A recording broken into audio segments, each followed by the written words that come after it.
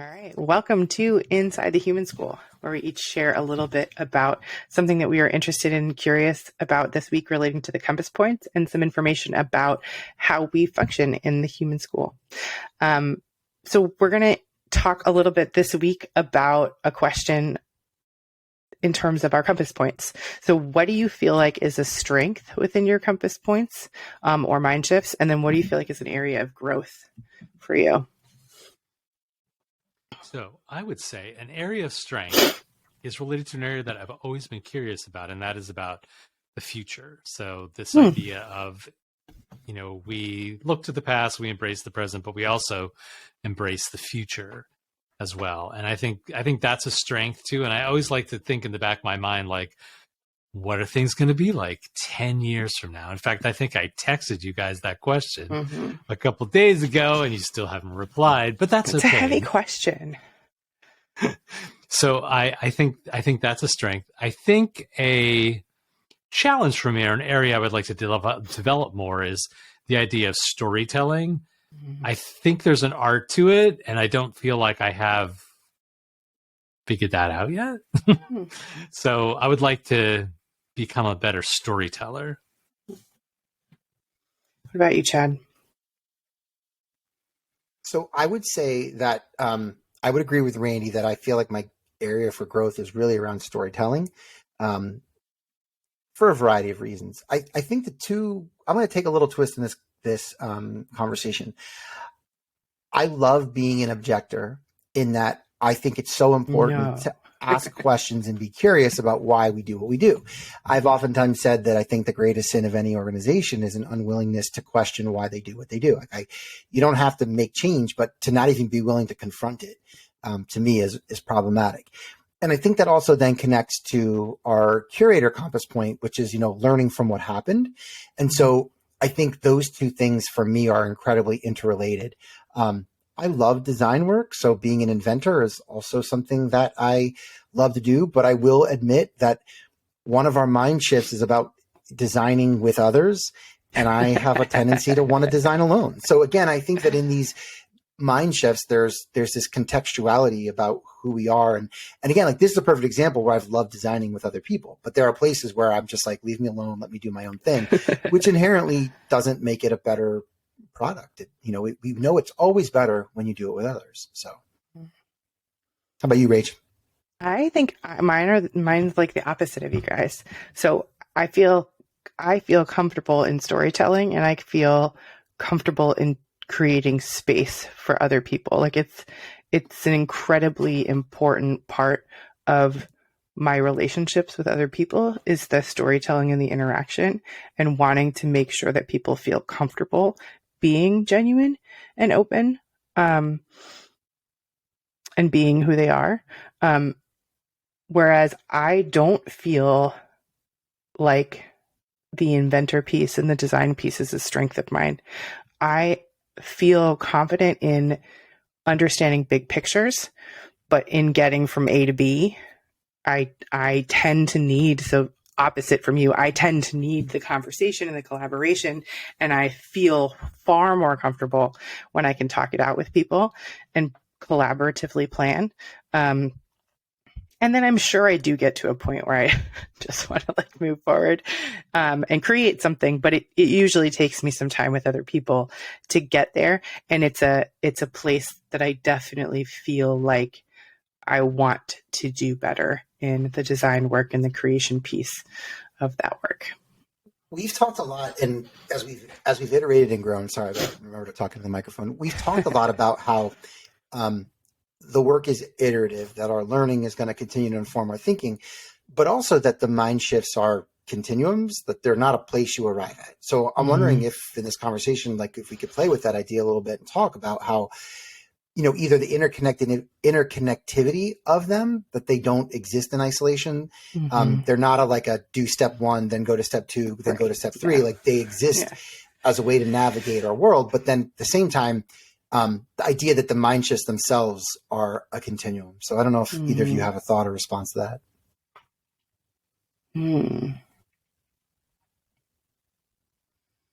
Say more.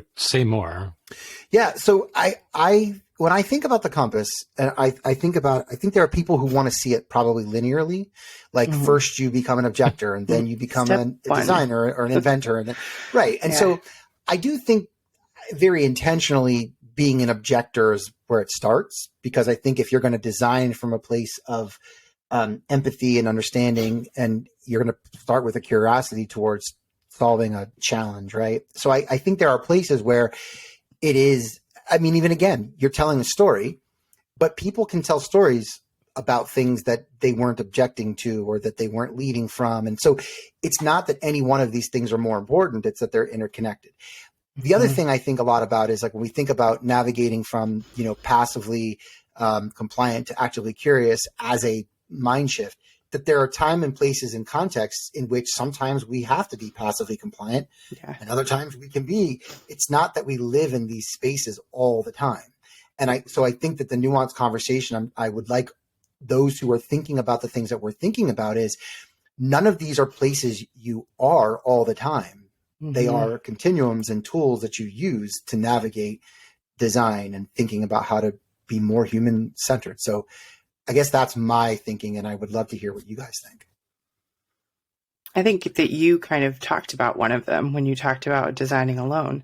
I would disagree with you. I don't think that you do. I think you hit a point where you do, but I think that you like to talk to other people about it. I mean, or you just like talking to us, maybe, I don't know. But, I think that there's a planning process, but it does vacillate between the two. I don't think that it's all or nothing.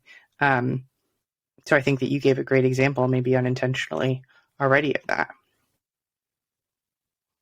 This may be a segue into the second part of our conversation, but I do appreciate the sort of continuum of not only each of the compass points, but each of the mind shifts within the compass points. And it relates to something I wanted to talk about a little bit later in the second half of the conversation, but that it isn't black or white. And we're in a world that we want to like silo things into nice little buckets and have our checklist and know exactly how to, we want to simplify everything. And maybe back when I was in school in like the 70s and the 80s, school was pretty simple. It was pretty easy. It was not as complex as it is now, but I think we also live in a world that is moving far more quickly and is far more complex. And therefore, when we have a challenge that is just complicated or simple, a checklist is great. We can do that. It becomes very clear, very sort of transactional and uncomplicated. But then we don't live in, there's not much of our world that's like that. Our world is complex and sometimes chaotic. And when we have that kind of world or those kinds of situations, we can't rely on the checklist. We can't rely on a pattern process to solve that complex challenge. We have to be flexible. We have to be agile. We have to know that sometimes we get to move back and forth. And we also have to have the skill, if we're using something like the compass and the mind shifts, we have to have the skill to say, here's our context, here's the complexity of the situation that we're in. What are some of the best ways to approach that? What are some of the entry points? And then it's just a lot of experimentation, collecting data, telling a story, and going back. And do we need to object to something new? What kind of solution do we need to invent? Are we bringing the right people into the conversation? So you begin to process this complex situation, and the compass points and the mind shifts, I think, can help us navigate that complexity. Yeah. I mean, it's the second time I've referenced it tonight in our conversations, thinking about Margaret Wheatley's work and Walk Out, Walk On, and the role of scalability and our belief that we can take something from one context and just throw it into a whole different context and it's just going to work. And I think that's probably something that people might be challenged with the compass and the mind shifts, is that they do evolve and change in every single context. They're not a way of being all the time. I guess in a way, idealistically, we would always be on one end of the continuum, but that's impossible because we're human, and to be human represents that different circumstances and different contexts are going to feel different, and we're going to respond to those situations in different ways. And by the way, I think that I caught myself in this thinking that there's like one right end of the continuum, and there's not.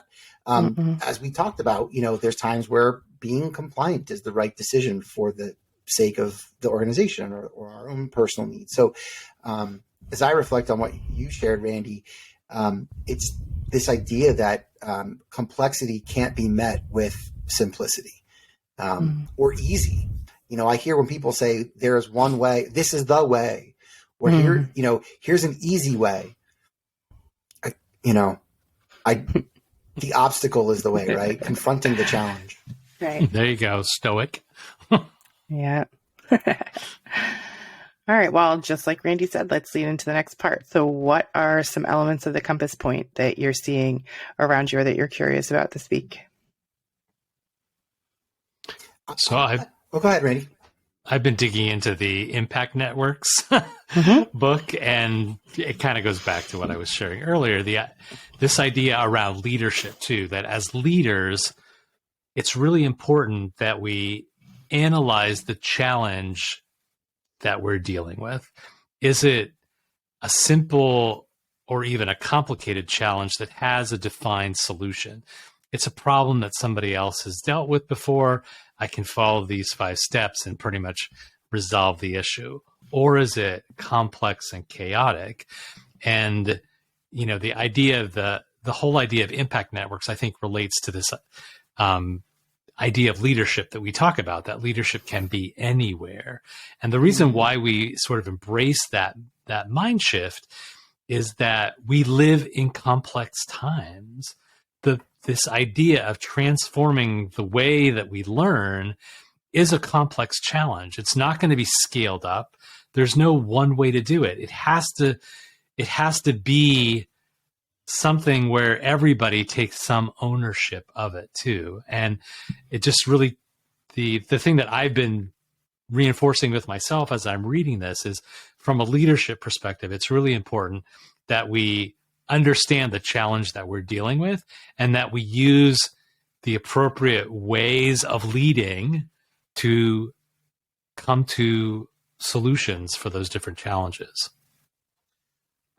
I think one of the things that I have been thinking a lot about for a long time in our iterations of this work is my need to define where learning happens within the compass points. Now I'm going to lead to what I've kind of accomplished in my thinking around this, is that I've wanted to be like, so for example, like you take the word curator, the way that we define it through our mind shifts is that it happens after the design.